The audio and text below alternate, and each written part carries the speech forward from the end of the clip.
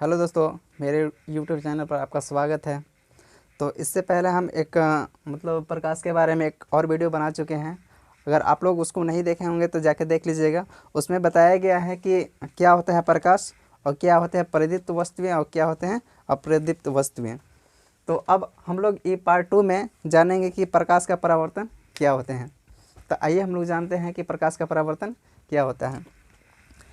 प्रकाश का परावर्तन जब प्रकाश किसी चिकनी सतह से टकराकर पुनः उसी माध्यम में लौट जाता है तो इसी घटना को ही बोलते हैं प्रकाश का परावर्तन। जब कोई प्रकाश किसी चिकनी सतह से टकराकर पुनः उसी माध्यम में लौट जाता है तो इसी घटना को हम लोग क्या बोलते हैं, प्रकाश का परावर्तन।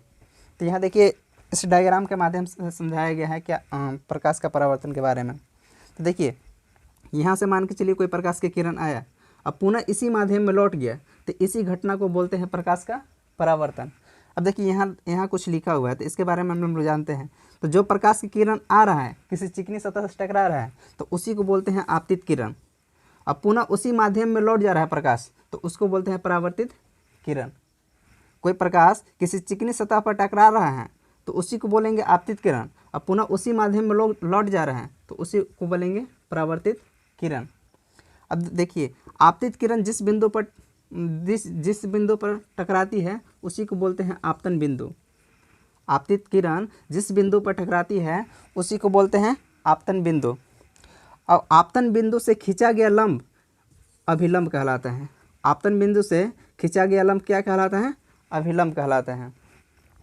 अब देखिए, ये आपतन कोण लिखा हुआ है तो आपतित किरण और अभिलंब के बीच बने कोण को आपतित किरण और अभिलंब के बीच बने कोण को ही आपतन कोण बोला जाता है। इसे आई से सूचित करते हैं।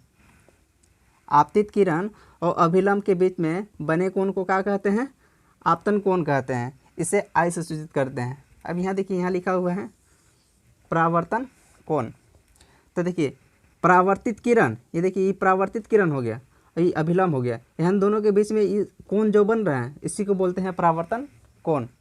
तो आप परावर्तित किरण और अभिलंब के बीच बने कोण को ही क्या बोलते हैं, परावर्तन कोण कहते हैं। इसको आर से दर्शाया जाता है।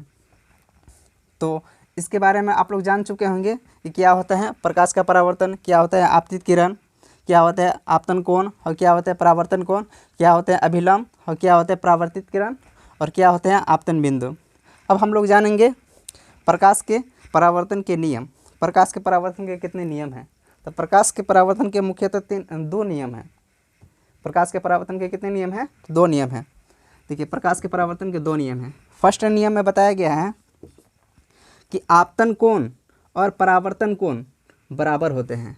मतलब देखिए, ये जो है ये वाला आपतन कोण है जिसको आई से सूचित कर रहे हैं, और देखिए परावर्तन कोण जिसको आर से सूचित कर रहे हैं। मान के चलिए अगर ये थीटा है तो ये भी थीटा होगा, यानी ये 30 डिग्री होगा तो ये भी कितना डिग्री होगा, 30 डिग्री। तो देखिए, प्रकाश का परावर्तन का फर्स्ट नियम यही बोलता है कि आपतन कोण और परावर्तन कोण क्या होते हैं, बराबर होते हैं। यानी कोण आई बराबर कोण आर, इन दोनों का होता है बराबर होता है। दूसरा का नियम में बताया गया है कि आपतित किरण, देखिए ये आपतित किरण, परावर्तित किरण, आपतन बिंदु, देखिए ये आपतन बिंदु और अभिलंब, ये तीनों एक ही समतल पर होते हैं। देखिए एक ही समतल पर है ना तीनों। देखिए आपतित किरण, परावर्तित किरण, आपतन बिंदु और फिर अभिलंब, ये सब कहाँ हैं, तो एक ही सतह पर हैं। तो ये देखिए दूसरा का नियम, प्रकाश का परावर्तन के ये दूसरा का नियम यही बोलता है। तो मेरा ये प्रयास कैसा लगा आप लोग कमेंट में ज़रूर बताइएगा। धन्यवाद दोस्तों, थैंक यू।